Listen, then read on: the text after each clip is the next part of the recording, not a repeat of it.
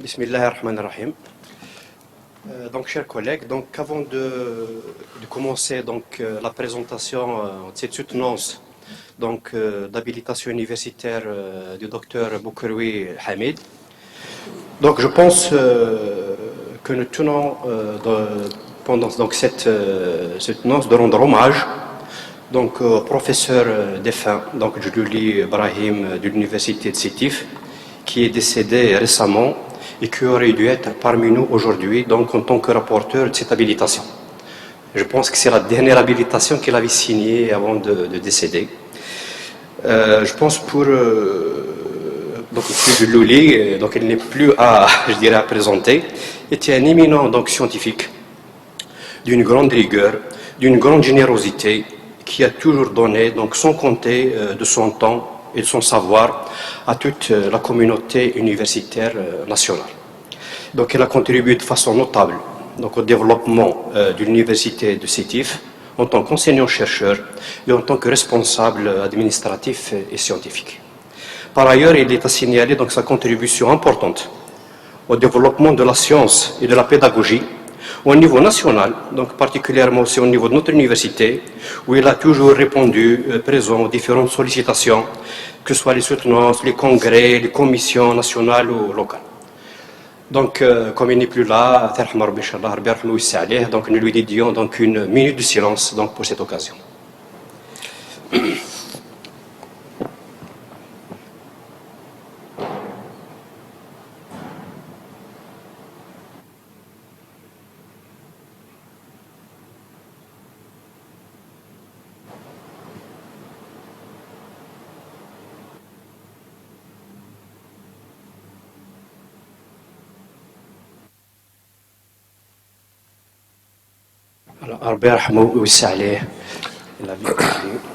Donc, Monsieur Boukeroui,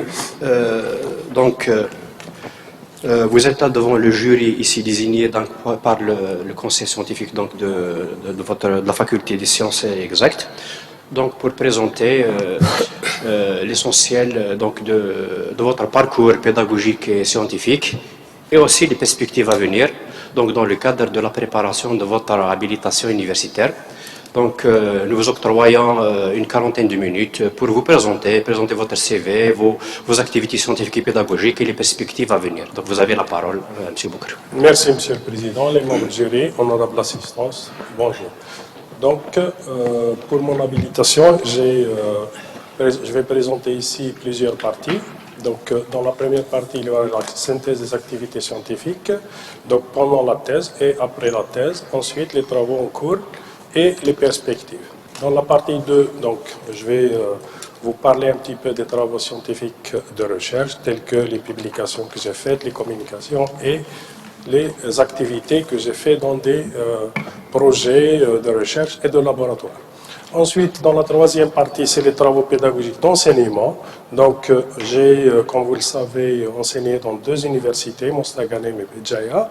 Ensuite, où j'ai fait plusieurs encadrements et j'ai réalisé un polycope que j'ai publié normalement dans le site de e-learning de l'université. Ensuite, donc, dans la 4e partie, j'ai regroupé tous les diplômes que j'avais obtenus pendant mes formations. Donc, le titre... Il parle beaucoup plus, le titre de ma habilitation, il parle beaucoup plus de bentonite. Donc, les bentonites, c'est quoi? C'est le nom commercial des momorionites. Donc, la momorionite, je vais vous faire un petit rappel. C'est une argile, comme toutes les autres argiles de dimension inférieure à 2 micromètres.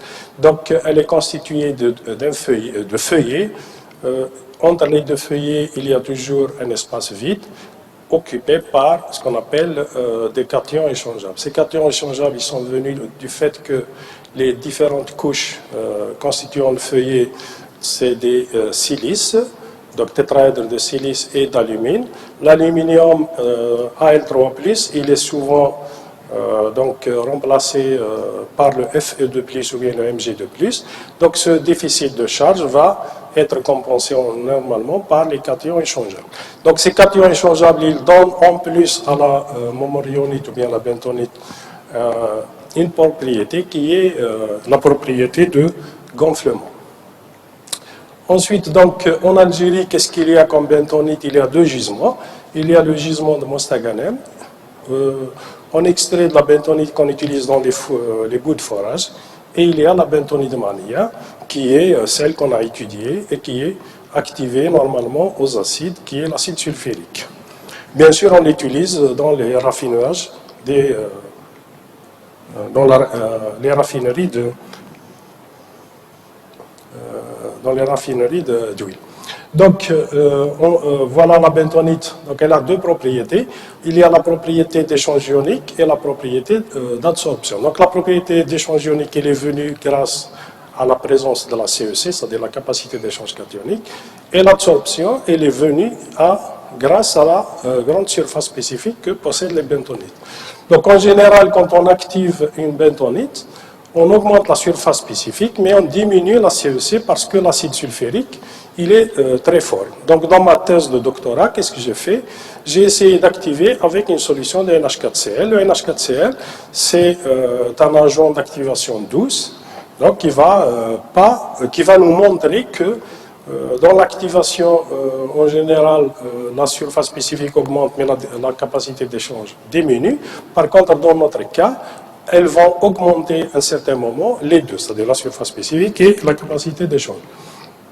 Donc, je vais essayer de résumer les travaux que j'ai faits pendant la thèse de doctorat, mais je me suis consacré uniquement aux travaux que j'ai publiés. Sinon, les chapitres que je n'ai pas publiés, je n'ai pas voulu les mentionner. Donc, le premier chapitre, activation des bentonites par... donc, on va voir l'évolution de la capacité d'échange et la surface spécifique. Donc, on a mis en évidence le mode opératoire suivant. Donc, on met ici une suspension argile plus NH4Cl qu'on va chauffer à reflux pendant une durée entre 24 et 360 heures, c'est-à-dire 15 jours. On va suivre l'évolution du pH et de la capacité d'échange et de la surface spécifique. Donc, on a obtenu les résultats suivants. On voit ici que le pH, donc, il descend, il diminue. Ça veut dire qu'il y a une fabrication des acides. Ensuite, il y a un phénomène particulier qui s'est passé ici. C'est avec une solution contenant le NH4Cl plus l'argile. Ça veut dire qu'ici, il y a eu un mécanisme réactionnel quelque part qu'on va voir qu'est-ce que c'est, qu'on va détailler ici. Donc, lorsqu'on a fait la mesure de la CEC, on l'a fait avec deux méthodes, la méthode Cobat, la méthode bleu de méthylène. On voit bien que la capacité d'échange augmente, puis elle diminue. Donc, ici, il y a une évolution, une croissance de la capacité d'échange autour de 48 heures de chauffage. Pour ce qui est de la surface spécifique, de la même chose, on a fait deux méthodes. On a utilisé la méthode bleu de méthylène, la méthode BET. On voit bien qu'autour de 48 et 72 heures de chauffage, la surface spécifique par le bleu de méthylène, elle est maximale, puis elle redescend. Si on la mesure par le BET, c'est-à-dire l'azote, la même chose, elle augmente jusqu'à 72 heures, puis elle redescend. Bien sûr, les deux phénomènes sont légèrement différents. C'est pour ça qu'on a obtenu deux durées de chauffage différentes. Donc maintenant, on a essayé d'appliquer nos matériaux dans le raffinage des huiles. Donc je vais faire un petit rappel sur le raffinage des huiles.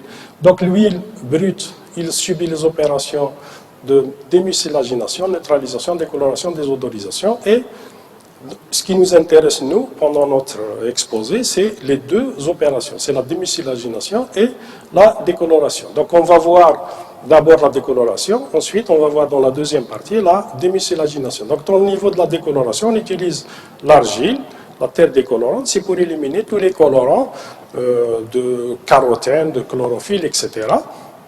C'est pour ça que quand on achète de l'huile, on l'achète, c'est une huile qui est limpide, etc., parce qu'elle est débarrassée des différents colorants qui la constituent. Par contre, au niveau de la démucilagénation, c'est les phosphatides, c'est les acides gras libres qu'on élimine. Donc, cette élimination, elle se fait grâce normalement à H3PO4, c'est-à-dire l'acide phosphorique. Mais dans notre cas, il y a Civital bien sûr qui l'utilise. C'est la seule qui l'utilise en Algérie. Par contre, les autres raffineries ne l'utilisent pas. Elles utilisent une enzyme à la place de l'acide phosphorique. Bien sûr, les études sont encore à l'état, donc c'est pas complet. Donc on va voir ça dans la deuxième partie. Donc on va voir maintenant décoloration d'une huile par les matériaux qu'on a activés au chlorure d'ammonium. Donc on a mis en évidence ce mode opératoire. Donc on imprègne la bentonite avec NH4Cl3N. Ensuite, traitement thermique au four pendant plusieurs durées, 0,5 jusqu'à 3 heures, entre 200 et 500 degrés. Tamisage et broyage. Ensuite, test de décoloration sur l'huile. Bien sûr, on va mesurer les taux de décoloration grâce à cette formule. Et on va faire des tests comparatifs si on utilise la bentonite qui se trouve dans le commerce, c'est-à-dire la terre décolorante activée à l'acide sulfurique. Donc, on a mis en évidence ce dispositif pour se rapprocher un petit peu du procédé industriel. Donc, on obtient une huile. Une fois, donc on va faire passer cette huile sur UV visible. On obtient un spectre où il y a deux absorbances maximales qui correspondent à la chlorophylle et le carotène.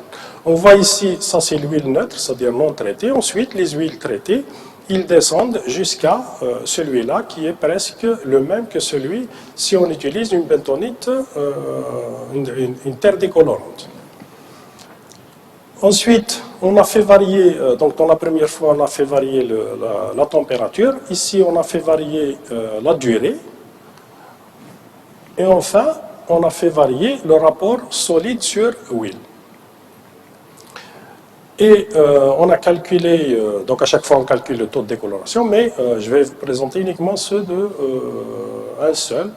Donc on voit ici que lorsqu'on traite une bentonite à 400 degrés au four pendant 3 heures avec un taux de décoloration avec un rapport sur l'huile de 2%, on obtient exactement des résultats de taux de décoloration, c'est-à-dire une huile aussi limpide que celle qui est utilisée traitée par la terre décolorante. Ensuite, l'huile, une fois traitée, le problème qui s'est posé, c'est qu'il y a une problématique, c'est qu'il y a des déchets, ce qu'on appelle des terres décolorantes usées, c'est-à-dire une fois usagées dans l'huile, ils deviennent un déchet polluant. Donc on a essayé de les régénérer, c'est-à-dire régénérer ces déchets. Donc la problématique, c'est la pollution, bien sûr, pour éviter la pollution.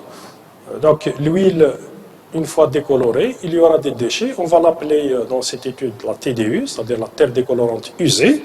Et lorsqu'on va la régénérer, on va l'appeler terre décolorante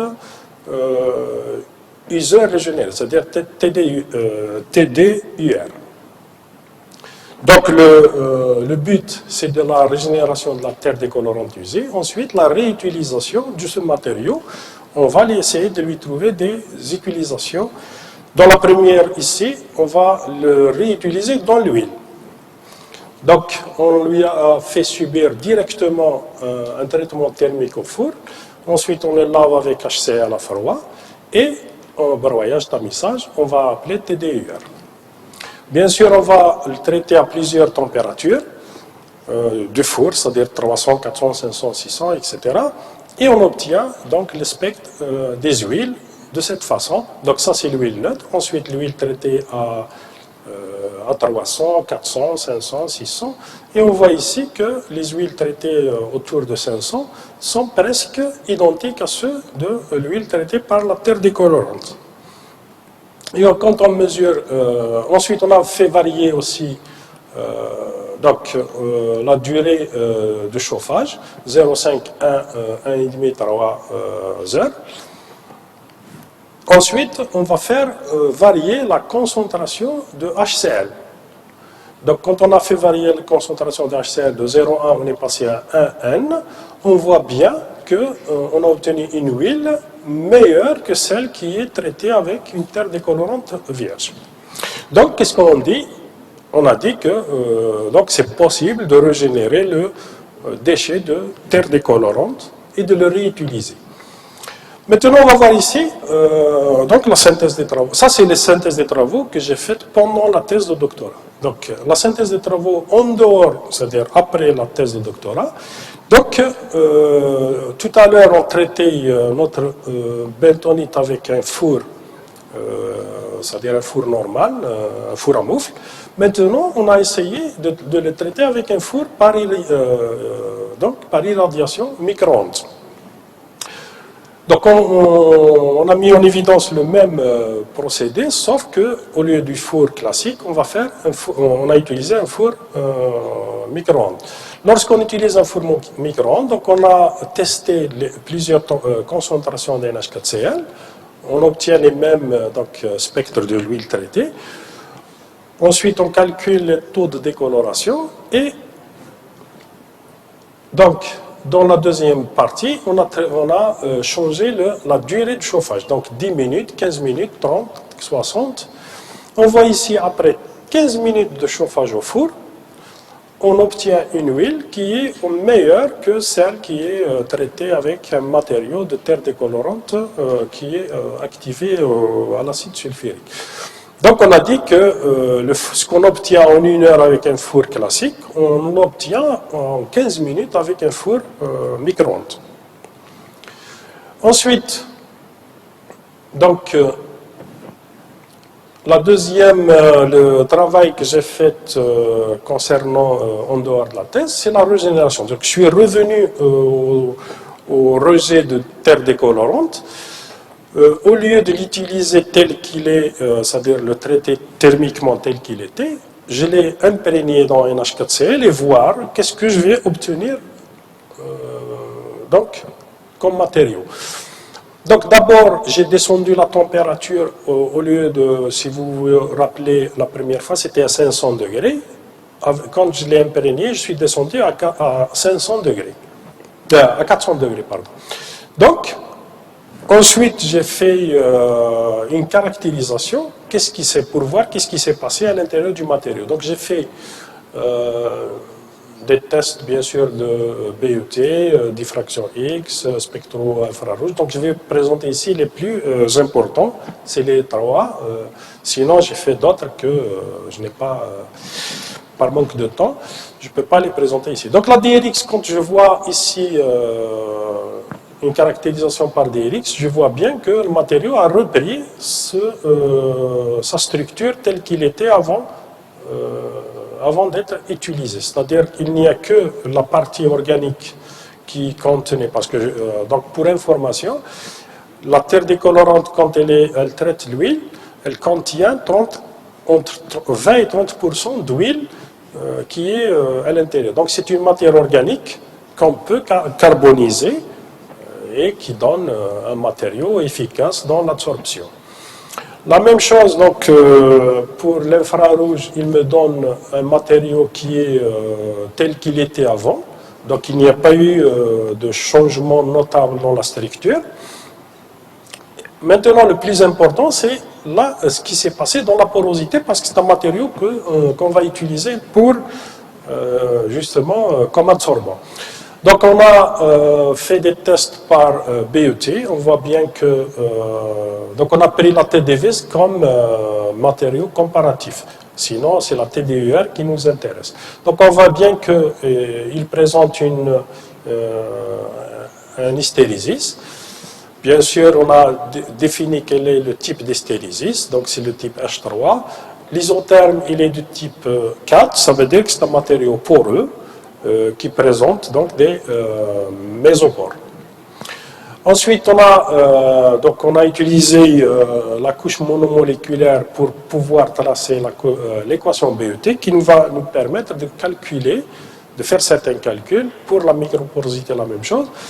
Et enfin, on a profité des deux cours précédents pour mesurer la surface spécifique des deux matériaux et la surface spécifique externe. On voit bien que la surface spécifique ici, elle est égale à la surface spécifique externe pour le TDV. Par contre, ici, non. Ça veut dire que la TDUR, la surface externe et la surface spécifique, il y a quelque chose en plus, c'est les micropores. Donc, on a développé dans le TDUR la microporosité, ce qui n'est pas présente dans le matériau d'origine. Ensuite, on a profité pour mesurer la taille des pores. Donc, elles sont de 18 et 16 angstroms, que ce soit pour le volume ou bien la surface. Donc, une fois qu'on a traité notre matériau, on l'a testé dans l'élimination d'un colorant, parce que c'est le plus facile ou bien disponible. Donc, on a pris un colorant, on a essayé de le tester, de tester notre matériau, est-ce qu'il va l'éliminer ou bien l'absorber. Donc finalement, on a fait plusieurs études, le temps de contact, la concentration, le pH, la température, etc. On a tracé les modèles cinétiques premier et deuxième ordre et Langmuir-Freundlich. On a obtenu donc on a fait aussi l'influence du pH, l'effet du pH, la vitesse d'agitation, la température. On a donc fait une étude cinétique, second ordre, premier ordre et second ordre. On a trouvé que c'est le second ordre qui colle mieux à l'absorption. Pour ce qui est des isothermes, l'isotherme de Langmuir est meilleur. Ensuite, on va prendre plutôt. On a fait comme conclusion, la DRX et la spectro ont révélé que le traitement thermique n'a pas affecté la structure principale. L'analyse de texture réalisée par BET a révélé l'accroissement de la porosité, surtout la microporosité. Donc, il a donné des bons résultats concernant le colorant. Ça veut dire que le matériau qui était un déchet peut être régénéré et réutilisé une deuxième fois. Donc la première fois c'était dans l'huile lui-même, la deuxième fois vous voyez qu'on l'a fait dans un colorant. Donc là je vais présenter les perspectives ou bien les projets que j'ai envie, les travaux que j'ai envie de développer, que je suis en train de développer. C'est deux grands axes. Il y a le premier axe, c'est le dégommage enzymatique des huiles. Donc, comme je vais faire un petit rappel, c'est que Cévital utilise actuellement les enzymes à l'état liquide. Donc, ils ne sont pas immobilisés. Moi, j'ai envie de les immobiliser parce que ça donne, ils ont beaucoup d'avantages. Les avantages de l'immobilisation, c'est qu'on peut les réutiliser. Ils peuvent résister à des hautes températures, parce que comme vous savez, les enzymes, ils ne résistent pas à des hautes températures, à des pH variables. Il peut aussi, on peut contrôler, il y a aussi, surtout une chose très importante, c'est la séparation, c'est la facilité de séparation de l'enzyme des réactifs. Une fois utilisés, on peut les séparer et les réutiliser plusieurs fois. Donc, je vais vous présenter quelques tests, quelques résultats que j'ai obtenus. Donc, on a ramené de Cévital une suspension enzymatique et on a essayé de l'immobiliser sur une bentonite et on va voir qu'est-ce qu'elle a donné comme résultat. Donc, d'abord, on a suivi notre enzyme, on a suivi son activité relative. Ensuite, on a suivi l'effet du pH, l'effet de la température sur l'activité phospholipasique et l'activité lipasique. Ensuite, on a fait, c'est ce qui nous a permis de calculer les énergies d'activation, de voir, donc ici, la stabilité thermique. Lorsque l'enzyme est immobilisée, elle résiste mieux. donc elle donne une activité enzymatique, elle peut aller jusqu'à 55 degrés, alors que l'enzyme simple, à partir de 50, elle commence à descendre, c'est-à-dire son activité, il descend. Donc on a gagné à peu près 5 degrés sur la température. Les pH, c'est les mêmes, les pH optimum, c'est les mêmes. Par contre, l'activité, la température, donc c'est ce qu'on avait vu tout à l'heure. Optimum, elle est à peu près, elle est meilleure que celle qui est non immobilisée, c'est-à-dire libre. Donc, on a aussi calculé les paramètres de Michaelis parce que c'est une enzyme. Donc, on voit ici que le Km, il augmente. Ça veut dire qu'il y a une meilleure affinité. Ensuite, ce qui nous intéresse, le plus important, c'est le dégommage. Donc, le dégommage, c'est quoi? C'est l'élimination des phospholipides ou bien du phosphore en quelque sorte. Donc le phosphore, quand il est présent dans l'huile, il a un mauvais goût, etc. Selon les normes, il faut descendre jusqu'à 10 ppm. Au-delà de 10 ppm, l'huile, elle n'est pas consommable. Donc nous, on a testé notre matériau, PLA, c'est-à-dire l'enzyme immobilisée, et on a comparé par rapport à l'enzyme libre. Donc on voit bien, ici le taux de phosphore, il descend. Après 5 heures d'incubation, on a atteint les normes pour une enzyme libre. Par contre, l'enzyme immobilisée, on n'a pas encore atteint les normes. On peut l'atteindre après 7 heures d'incubation. Donc les travaux ne sont pas encore... notre souhait, c'est de diminuer 7 heures parce que c'est jugé trop grand par rapport à celle qui est utilisée. C'est-à-dire si on veut que ça soit avantageux. Donc, ensuite, la dernière partie de mes travaux, ça concerne, donc, lorsqu'on voit... on revient au phénomène de décoloration. Donc, on utilise dans la décoloration, on utilise le matériau de terre décolorante. Il présente donc un problème, c'est celui des déchets. Donc, ces déchets, il y a deux possibilités, soit les régénérer, soit les diminuer. Maintenant, on va voir c'est-à-dire comment les diminuer. Si on les diminue, c'est-à-dire au départ, il faut diminuer la quantité. La quantité de terre décolorante qu'on va utiliser. Donc c'est ce qu'on a appelé la minimisation des quantités de terre décolorante. Malheureusement, vous allez voir, donc l'huile brute, donc j'ai répété ici les différentes opérations. Donc je vais tester la terre décolorante qui était là. Je vais calculer les taux de décoloration des huiles qui sont issues au niveau de la décoloration. Ensuite, je vais tester les huiles décolorées au niveau de la désodorisation. C'est-à-dire qu'ils vont subir la décoloration, ils vont passer à la désodorisation, qui est faite grâce à la température au-delà de 300, et je vais les analyser ici.